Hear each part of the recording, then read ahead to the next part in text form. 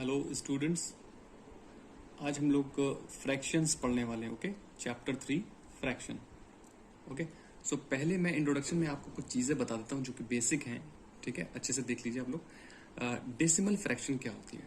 ठीक है, जिसमें डिनोमिनेटर में आपका 10 या फिर 100 या इस तरीके से 1000 वगैरह होते हैं, वो आपकी डेसिमल फ्रैक्शंस हो जाती है। ठीक है, क्योंकि हम क्या करते हैं कि जितने नंबर ऑफ जीरोज होते हैं उतना ही लास्ट से काउंट करके हम डेसिमल पुट कर देते हैं। ठीक है, तो ये तो हो जाती है आपकी डेसिमल, सिंपल है बहुत। वल्गर फ्रैक्शन में हम क्या करते हैं? वल्गर फ्रैक्शन वो होती है जिसमें क्या होता है, denominator is other than 10, 100 and 1000। मतलब इसके अलावा 10, 100 या 1000 के अलावा जो भी फ्रैक्शन नीचे डिनोमिनेटर में आएगा नंबर, वो वल्गर फ्रैक्शन कहलाएगा। Like 2/5, 4/7, 8/19 and 23/107। ओके, सो इसी तरीके से प्रॉपर फ्रैक्शन में क्या होता है? प्रॉपर फ्रैक्शन बहुत easy, denominator is greater than it's numerator. ठीक है, प्रॉपर फ्रैक्शन में क्या होता है कि जो डिनोमिनेटर होता है वो आपका बड़ा होता है न्यूमरेटर से। फॉर एग्जाम्पल 4/5, देखिए 5 बड़ा है, 3/7। ठीक है, इस तरीके से न्यूमरेटर से बड़ा होगा हर बार डिनोमिनेटर। और फिर नेक्स्ट में देखिए fourth number, improper fraction. Right, improper आपकी वो फ्रैक्शंस होती हैं जिसमें डिनोमिनेटर छोटा होता है, which is denominator is less than its numerator। ठीक है, फॉर एग्जाम्पल 7/5, 18/13, कुछ भी आप एग्जाम्पल ऐसे कंसिडर कर सकते हैं। तो जिसमें क्या होगा कि न्यूमरेटर आपका कैसा होगा? छोटा होगा। ठीक, न्यूमरेटर बड़ा होगा और डिनोमिनेटर छोटा होगा। सो अगला जो है नेक्स्ट हमारा मिक्स फ्रैक्शन है। ठीक है, मिक्स फ्रैक्शन तो हम लोग सब जानते हैं कि consist of N integer and a proper fraction. एक प्रॉपर फ्रैक्शन होती है आपकी, ठीक है, प्रॉपर जो हमने अभी ऊपर पढ़ा। ठीक है, और एक होल नंबर होता है यानी कि इंटीजर होता है। ठीक है, इस फॉर्म में जो भी फ्रैक्शंस होंगी 2 होल 5/7, 1 होल 3/5, इस तरीके से आपकी मिक्स फ्रैक्शंस होती हैं। ठीक है, तो let's move on to exercise.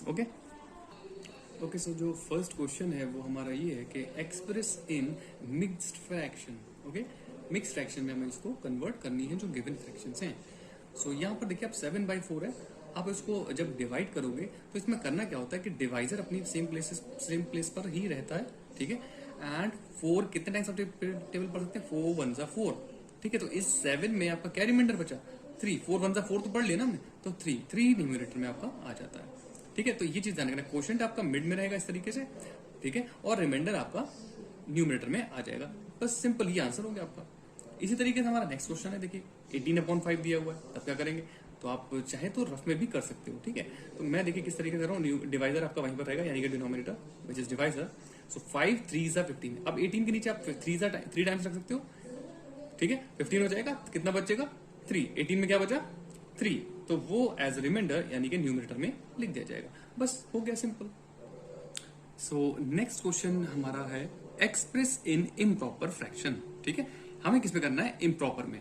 अब ये आपको मिक्स में गिवन है। ठीक है, अभी हमने इम्प्रॉपर टू मिक्स किया था, अब हम मिक्स टू इम्प्रॉपर करेंगे। सो यहां पर आपको पता ही है कि 9 × 2, ठीक है, +4, मतलब divisor into quotient plus numerator. ठीक है, इस तरीके से हम करते हैं, ये चीज ध्यान रखिएगा। सो 9 2 18 +4 22 अपॉन 9। ये डिनोमिनेटर वैसे ही रहने वाला है, डिवाइजर। ठीक है, तो ये हो गया आंसर। इसी तरीके से आप एक और क्वेश्चन देख लीजिए। 3 4 12 यानी कि 4 3 या फिर 4 3 12 +1 13। ठीक है, और डिवाइजर वही रहेगा।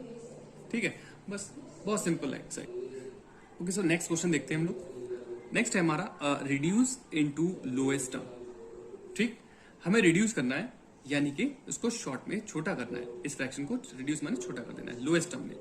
जितना ज्यादा हमसे कैंसिल हो सकता है उतना हम कैंसिल कर लेंगे।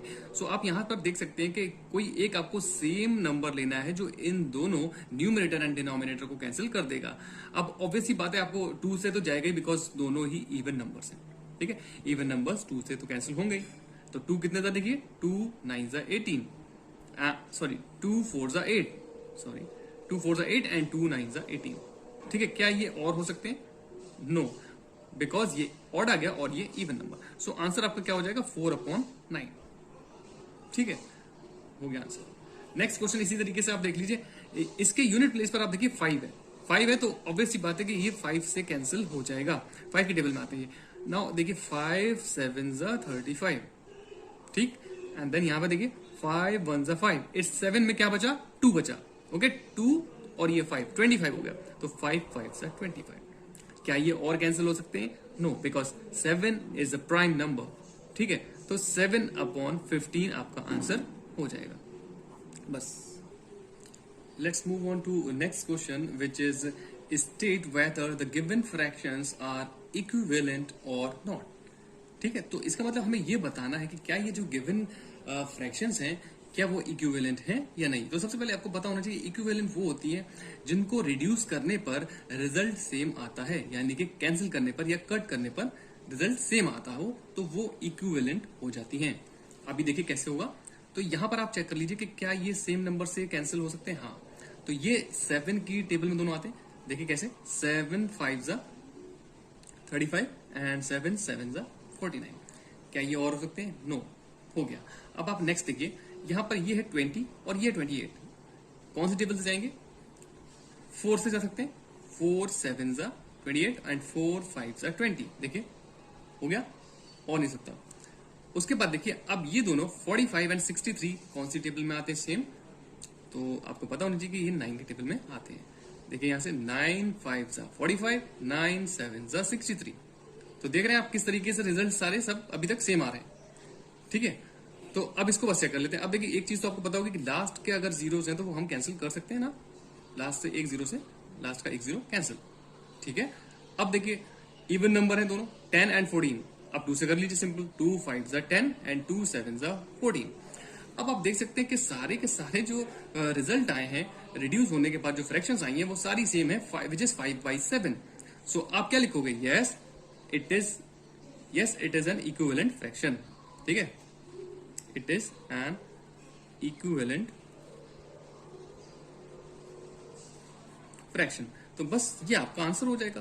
कितना सिंपल है। तो आपको समझ में आ गया होगा कि इक्विवेलेंट फ्रैक्शंस क्या होती हैं इस क्वेश्चन के थ्रू। ओके, सो हमारा लास्ट क्वेश्चन देखिए क्या है। Distinguish each as simple and complex fractions. Okay, so यहां पर मैंने कुछ फ्रैक्शंस ले लिए आपके लिए, कुछ क्वेश्चंस ले लिए। देखिए 0/8, 0/8 क्या है? सिंपल है, राइट। सिंपल फ्रैक्शन है तो उसको हम एस बना देते हैं, एस फॉर सिंपल।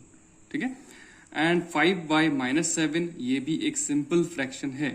ठीक है, इस तरीके से जो होंगी सिंपल न्यूमरेटर डिनोमिनेटर वो सिंपल फ्रैक्शन में आएंगी, एस फॉर सिंपल। अब यहां पर आप देखिए थर्ड क्वेश्चन में क्या है, 3 होल 3/5 अपॉन 18। ठीक है, तो ये आपको देखने में ही कॉम्प्लेक्स लग रही है। ठीक है, यहां पर देखिए मिक्स भी है और अपॉन डिनोमिनेटर इस तरीके से डबल अपॉन भी है। सो ये जो फ्रैक्शन होगी वो हमारी कॉम्प्लेक्स हो जाएगी, सी फॉर कॉम्प्लेक्स। ठीक है, हाँ ये अब जो नेक्स्ट है हमारा फोर्थ क्वेश्चन वो बहुत इंपॉर्टेंट है। देखिए -8/0। ठीक है, जिन फ्रैक्शंस में आपके डिनोमिनेटर में 0 होगा तो आपको ये ध्यान रखना है कि वो ना ही सिंपल फ्रैक्शन में आते हैं और ना ही कॉम्प्लेक्स फ्रैक्शंस में आते हैं।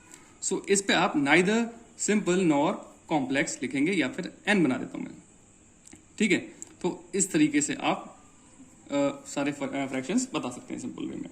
ठीक है, और अगर आप लोग को मेरी वीडियोस हेल्पफुल लगती हैं तो please like share and subscribe ज़रूर करें, क्योंकि मैं यहाँ पर टू द पॉइंट सॉल्यूशन आपको प्रोवाइड करता हूँ और कम टाइम में ज़्यादा से ज़्यादा सॉल्यूशन प्रोवाइड करने की कोशिश करता हूँ। Thank you.